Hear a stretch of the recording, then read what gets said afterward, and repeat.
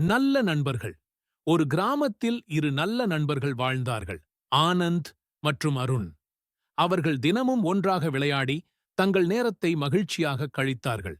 அவர்கள் சிரிப்பு, மகிழ்ச்சி மற்றும் பரஸ்பர நம்பிக்கையால் பாசத்துடன் இணைந்திருந்தார்கள். ஆனந்த் உற்சாகமானவர், அருண் சிந்தனையாளராக இருந்தார். அதனால் அவர்கள் இருவரும் ஒருவருக்கொருவர் முழுமையாக பொருந்தினர். ஒரு நாள் அவர்கள் அருகிலிருந்த காட்டிற்குச் சென்றார்கள். நடந்து கொண்டிருக்கும் போது அவர்கள் எதிரே ஒரு பெரிய கரடி வருவதை பார்த்தார்கள்.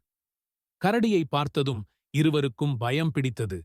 ஆனந்த் வேகமாக ஒரு மரத்தில் ஏறினான். ஆனால் அருண் ஏற முடியவில்லை. அருண் தன்னிடம் உள்ள புத்திசாலித்தனத்தை பயன்படுத்தி தரையில் கிடந்து சுவாசம் பிடித்து தன்னை உயிருடன் இல்லாதது போல நடித்தான். கரடி அவனை நுகர்ந்து பார்த்தது.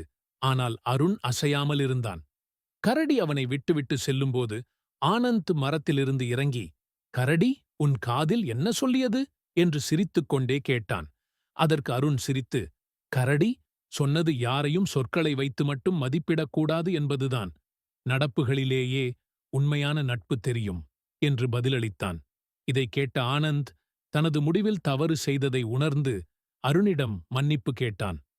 கதை நற்சிந்தனை: உண்மையான நண்பர்கள் எப்போதும் நம்மை காப்பாற்றுவார்கள். நட்பின் தரத்தை செயல்கள் மூலம் மதிப்பீடு செய்ய வேண்டும். வெறும் வார்த்தைகளுக்கு மட்டுமே உடன்படக்கூடாது.